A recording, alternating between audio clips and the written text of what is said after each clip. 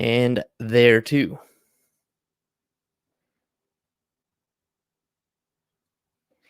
All right, we're live. We're live. Trying to figure this thing out, and trying to do the Instagram live at the same time. So forgive me for a second. You know what? I'm just gonna go ahead and play our intro music and get this thing going. Here we go. Practicing Polyamory, real-life perspectives from the imperfect people of polyamory. The mission of the Practicing Polyamory podcast is to provide a platform for all of the real-life, flawed humans that practice polyamory so that we might all learn from one another and grow as a community. Enjoy the show. There it is. There it is. Welcome, welcome, welcome, everybody, to this beautiful, beautiful day. It is first day of Pride. Happy Pride, everybody. So it just so happens that today is a rare day in which I don't have a guest. And on this guestless day, it also happens to be the first day of Pride Month. So first of all, happy Pride, everybody. And since I don't have a guest, I want to share what Pride means to me. So I'm gonna get into this. I do want to put out a quick trigger warning. By the way, if I keep looking from this camera into that camera and then kind of over here, it's because I have like my word stuff over here. I have Instagram right here, and then I got everybody else over here. So kind of where I'm at. Anyway, trigger warning. I do have the F word written in here, not fuck, but FAG. I don't want to say it twice. So if that word triggers you, here's your heads up. So anyway, okay. So this is an interesting topic for me specifically because although I do identify as polyamorous, I do not consider myself part of the LGBTQIA plus community, unless that last A stands for ally. It doesn't, but I am. So for me to talk about Pride is not coming from someone who has endured the trauma, the hardships, and the struggles that so many in the LGBT community have, but from the perspective of someone who simply wants to be the best ally that I can be. I think the first thing that I can do as an ally is to acknowledge my privilege. So, as a cisgender, heterosexual, able-bodied, neurotypical, fairly educated, middle-ish class male presenting as a man who also happened to have a really good home life and childhood, I have a ton of privilege. I know that I do, and I want to take a minute to acknowledge it. I didn't have to endure a lifetime of teasing and bullying for being a little extra feminine, dressing a little too spiffy, or wanting to kiss my guy friends. I didn't have to face or fear rejection from family for wanting to love in the way that felt natural to me, even if it was in opposition to what my family believed to be moral, normal, or right. I'm only speaking to my privilege as a straight man, but there's a ton of privilege that I have that's left unsaid.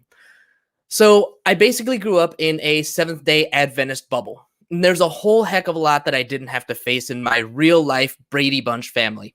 Seriously, a high school friend of mine once told me that I could never understand her struggles because my family was the Brady Bunch.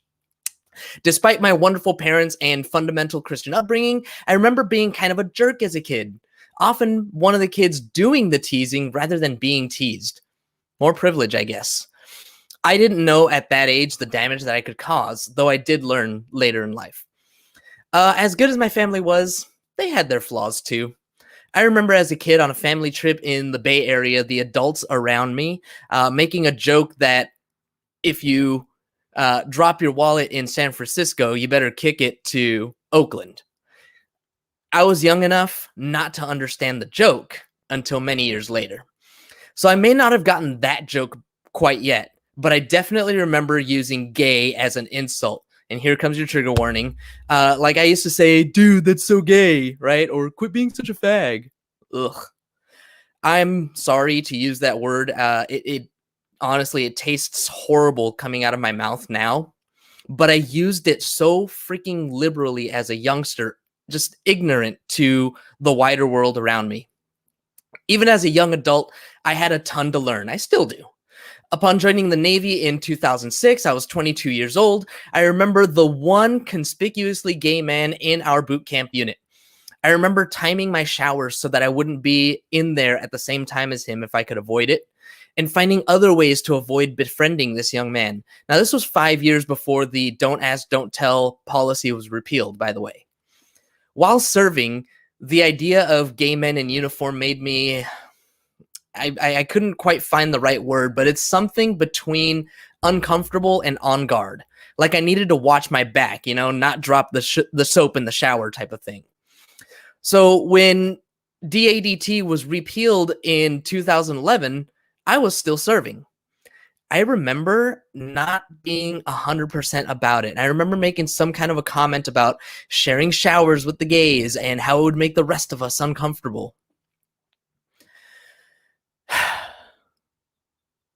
It is ridiculous to think about it now, but all that internalized homophobia was taught to me from that younger age, and it was as real as it gets.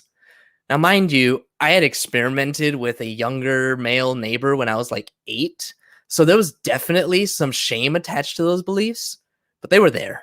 They were real. Like the vast majority of people my age, I was shown by the adults around me, even as a kid, that being gay was wrong. Forgive the unintended pun here, but for most of my life, I saw being gay as the butt end of a joke. That was in the best of times. And I viewed it immoral or gross in the worst of times.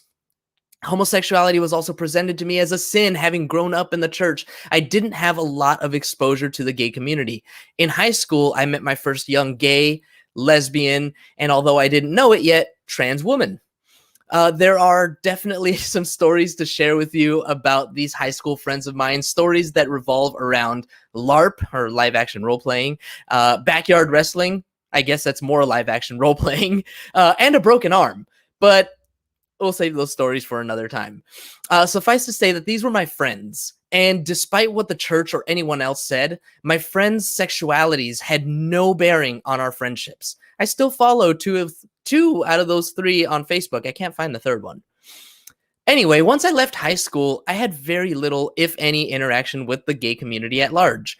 While serving in the Navy, I had one close friend who was a lesbian, but lesbians seemed to be more widely normalized and acceptable in the Navy in general, I guess, and especially among my mostly guy friends than gay men. Like lesbians, okay, gay men, not so much, for whatever reason. So throughout those years, my views around homosexuality stayed antiquated, to say the very least. I didn't learn anything new because I wasn't exposed to anything new. I was able to maintain my old ways of thinking because they were never challenged. That is, until I met the woman who I would eventually marry and explore non-monogamy with. So in 2014, when I was 30 years old and no longer in the Navy, I met the woman who would become my wife. We fell head over heels in love within a week and a half, and she changed my world forever. I mean, it's all true. She really did. We only dated for a year before we got hitched, and let me just say that for multiple reasons, she should have dumped my ass during that year. Many reasons.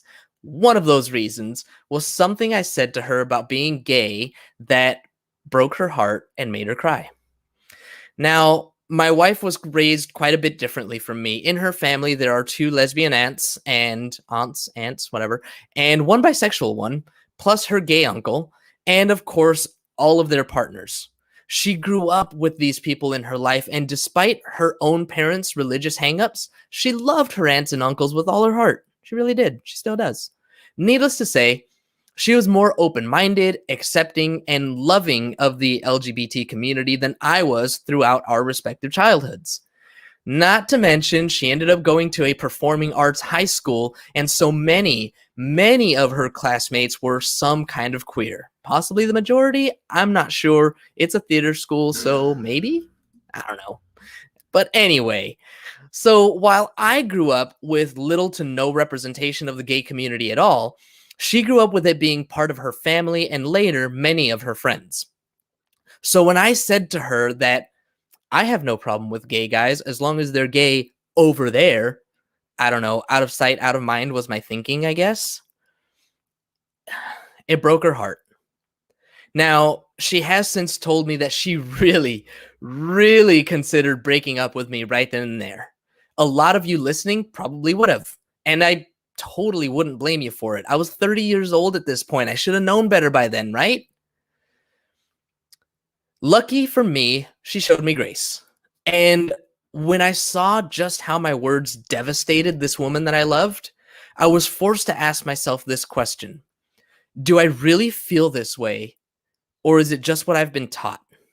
Was I really disgusted by gay love, or is that what society had always told me that I'm supposed to feel?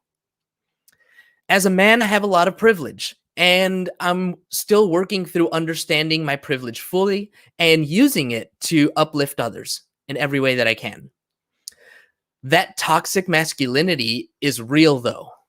And I grew up believing that to be a man, I've got to be macho. I've got to be strong, never cry. Grandpa always told me, los hombres no lloran.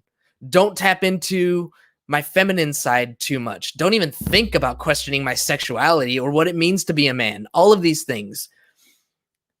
This is what toxic masculinity means, right? It's all of these beliefs that just don't really allow us to fully embrace these different parts of ourselves. So somehow, all of these different beliefs, I took it all to mean that gay love was gross, that affection between two men was not to be desired, just all of these different things, that's what toxic masculinity is. So it's interesting for me to write this now, seeing how far behind me that kind of thinking has gone over the past 7 years. I feel late to the party, to tell you the truth. Two of my biggest struggles currently are imposter syndrome and guilt.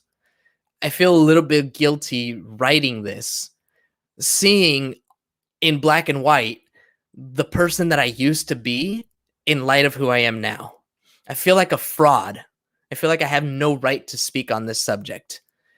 But I'm speaking now because somewhere out there is someone who thinks the way that I did. Somewhere in the internet void is a person who still believes that the gays can be gay all they want as long as they don't be gay in front of me or my kids. That person is still out there. A lot of them.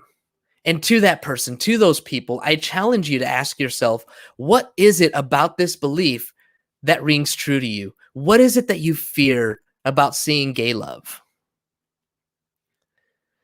A couple of weeks ago, we had a big family bash at a campground here in San Diego. As I'm reconnecting with my family that I haven't seen in over a year, I'm explaining some of the growth that I've had in my life. I used to hate spicy food. Seriously, I couldn't even eat pepperoni pizza in high school because pepperoni was too spicy. Yeah, okay, I was a little bitch. It's fine. But I've come a long way. In fact, nowadays, I love spicy food. Or, as I told my cousins that weekend, I eat chiles now. I eat chile. Evidently, to say that I eat chile can be reconstrued to say that I suck dick. Euphemisms, right? Okay, so I told my cousins that I eat chiles, and they all start cracking up, right? They think it's the funniest thing in the world. Oh, no, Thomas, James, don't say that. You don't want to say that. Oh, no. Took me about a half a second to realize the joke that I had walked into. And as much as I recognized the humor there, I could not bring myself to laugh. I understood the reference. I could see why they were laughing, but it wasn't funny to me anymore. It used to be. I used to be the guy cracking jokes at the one gay guy in our boot camp division. I used to be the guy laughing at everybody else making those jokes. I used to be that, but it wasn't funny to me anymore. And so I asked, what if I did eat chile? In other words, what if I did like dick? They got quiet. They looked around and they didn't know what to say while I stared at them blankly and I repeated myself, what if I did like chile? How safe would I feel around all of you right now if that were true? My brother, coming in clutch like he does, finally broke the tension and said, well, That'd be a fucked up way for you to come out to us. I didn't want to make it a big deal since we were at this family thing and we'd all been drinking. So I took his cue. I looked at all my cousins and I said, got you guys, right? Got you. And we went on about our weekend. The next morning, and even a week later, when I saw my cousins again, we continued to talk about that interaction. Then my cousin said something all too familiar to me. I don't care if people are gay. I just don't want to see it.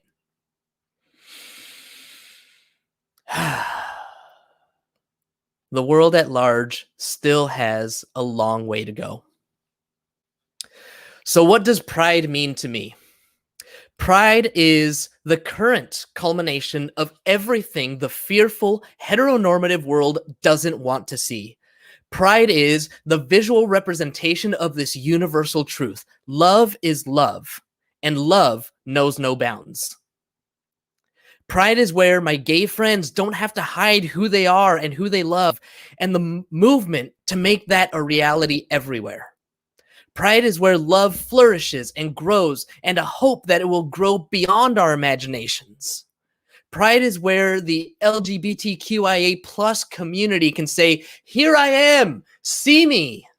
And the innate desire that soon they will be seen and loved for exactly who they are, no matter where they are. Pride is a movement. Pride is representation.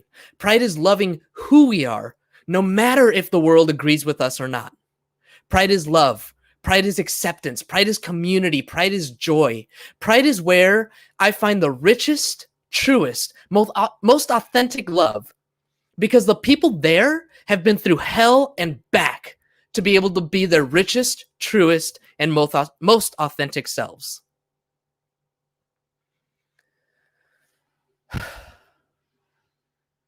I am a being of love and light.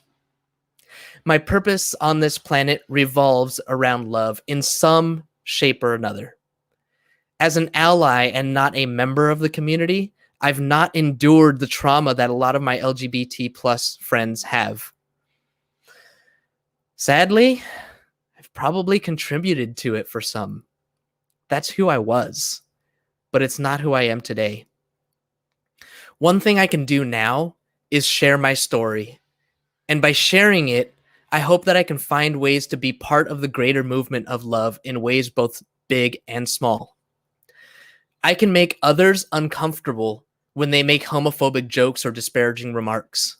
I can take a stand for equal rights. I can march, I can yell, I can use my platform, this podcast, to give others a voice. When I have guests, there's a rainbow background behind us. I'll show you all.